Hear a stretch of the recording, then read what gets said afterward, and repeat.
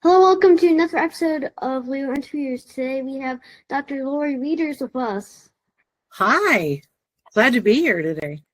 Yeah, it's nice to meet you. Well, let's go ahead and get into it. Tell me a little bit about you. Well, I am in Arizona, and I've been in Arizona the majority of my life. And I'm not sure if you want me to go personal or work or what, but I'll just give you a little synopsis. I have lived in Arizona, like I said, the majority of my life. But there was a small part of my life where I was in South Central Illinois, where I was actually lived on a farm and did all the farm things that a farm girl does, and then went off to college and played sports and then moved back to Arizona. So there's just this short little period of time when I was in South Central Illinois and Iowa. Today, I do a couple things today. You'll find me, I say I'm a business girl by day and I'm a professor by night. Like a mad scientist almost. Almost like a mad scientist, yeah. Somebody would say that, yeah. I'm on my day job, I'm an organizational scientist, basically. So I go into organizations and I lay them on my couch, if you will, and diagnose things that are going on, and I go in and I help them out and help them like close some gaps or heal in some cases. So my website's called the Org Doctor, org-doctor.com. So because truly that's what we do. I diagnose, I help, and then we just get them better and better and better. Mm-hmm. Mm-hmm. What is your biggest challenge and how did you overcome it?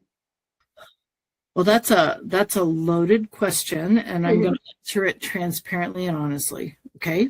My husband was sick for 8 years, and he passed away in 2019. And so that is probably, personally, the biggest thing that I've ever gone through. And I don't know that you ever overcome it, but you get through the other side of it, and then you just become yourself. It's interesting in life how you are alone, and then you're together, and then some of us are alone again trying to figure out who we are. Yeah. Well, I know, like you said, you have a website, but of course, the viewers would love to go check it out. So would you mind if, you have even more information, sharing it with all the... What types of information? Just everything about your website. Oh, my website. If you go to my website, I do a lot of different things in my daytime, in my day job.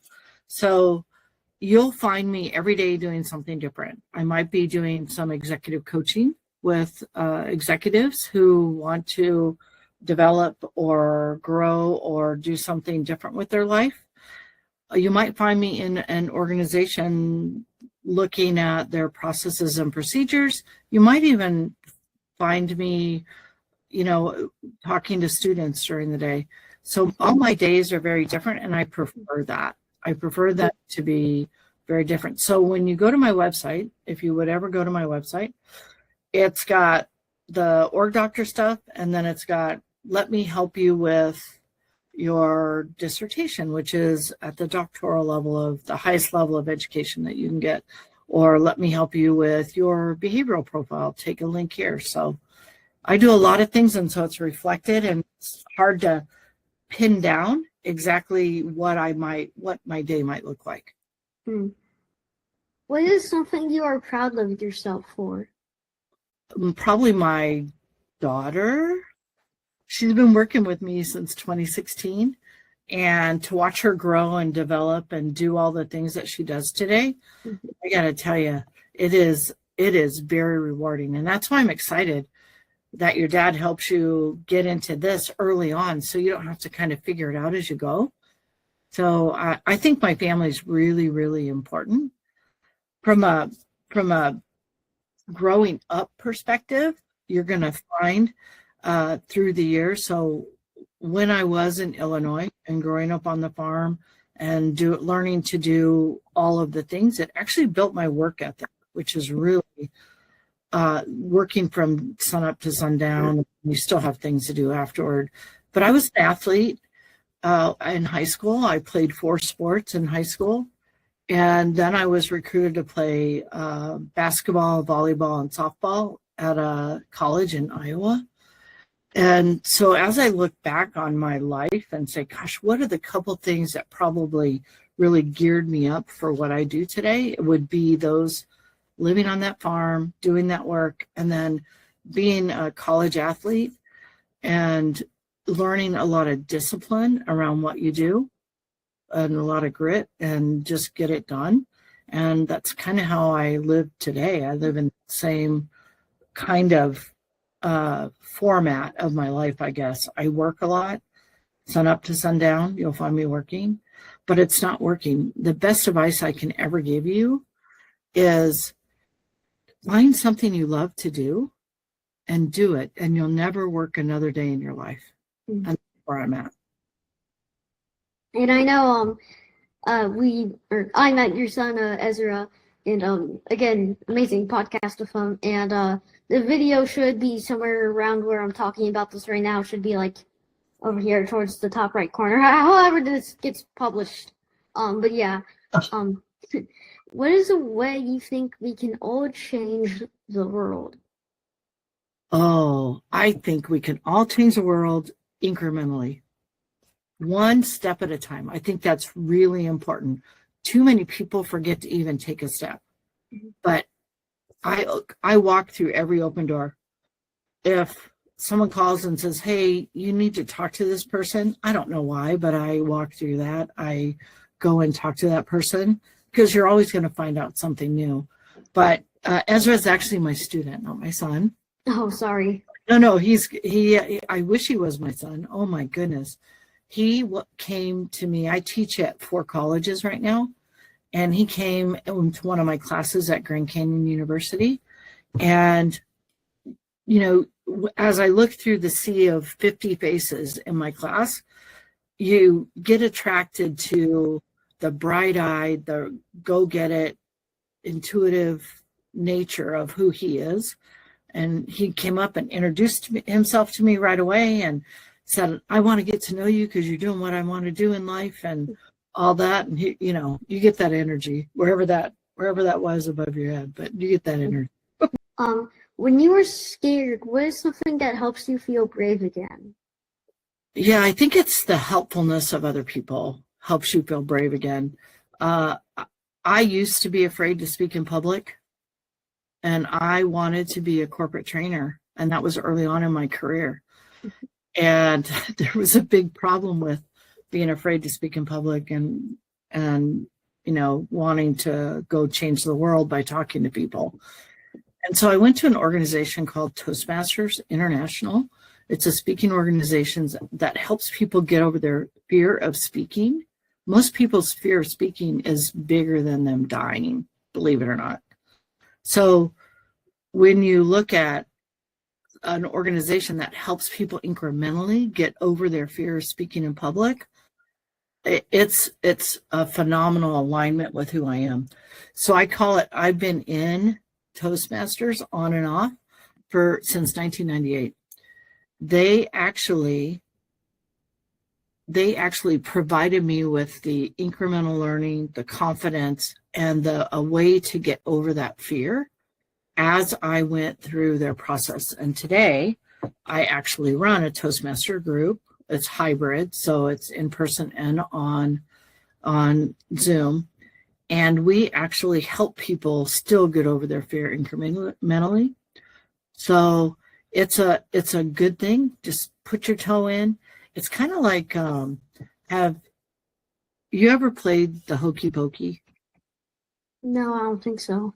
You're gonna have to be introduced to it. It's a group game, and you all stand around a circle and you sing a little song that says, "Put the right foot in, put the right foot out, put the right foot in, and shake it all about." It's kind of a fun little game you play. Uh-huh.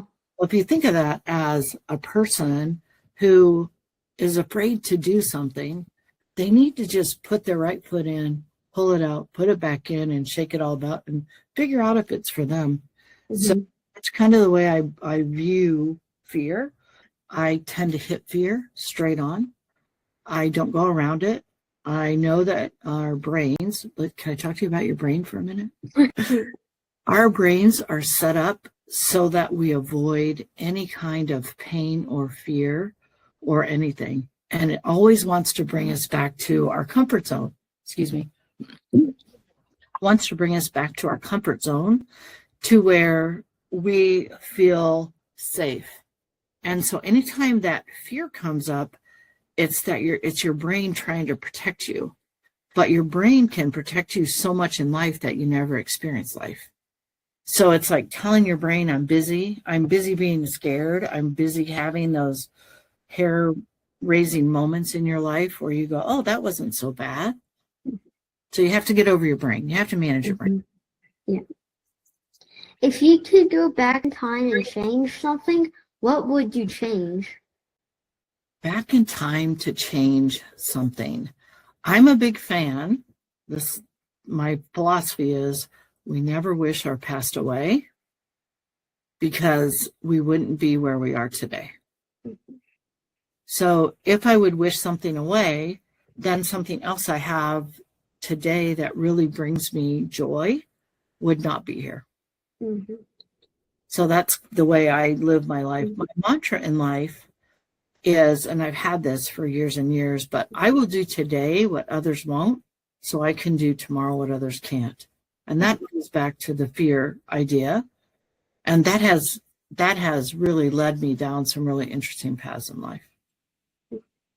Well, that's going to be it for today's podcast. But as always, we have the very last question for last because it is the best. It is the top of the top. So are you ready? No, I don't know. I'm scared. Warm up. Go like this. Shake your hands. All right, I'm warmed up. Actually, it's chilly in here, so this helps. Same here. It's very cold. It is currently snowing outside right now. Well, I'm in Arizona, and it's going to be 78 today.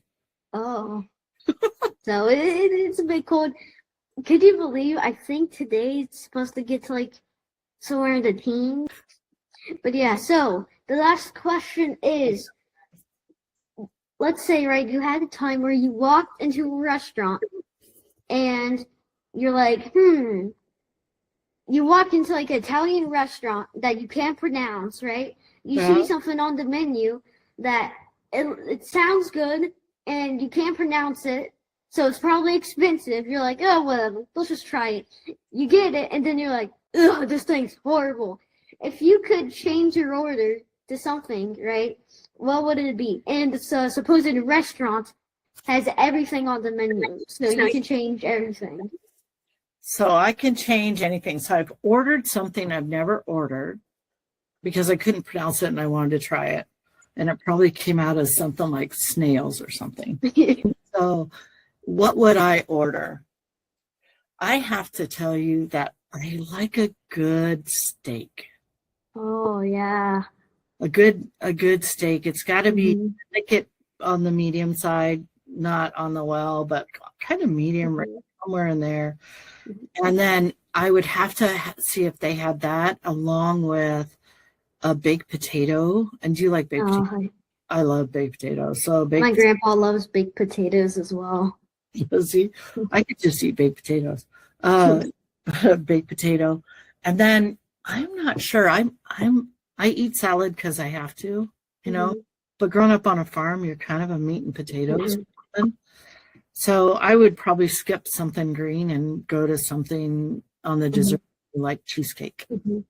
Yeah, me and my mom, we like salad, and you know, you think salad tastes bad, and then you try it, and it does, and then you put some weird dressing called ranch on it, and somehow just makes it better. And you're like, how does this one thing just makes it so much better? Yeah, that's the magical part of dressing. It makes that ranch makes everything taste better. Yeah. And I know my dad, he loves steak. If he hears the word steak, he just might explode our house. He can't stop with the word steak. He likes too much steak.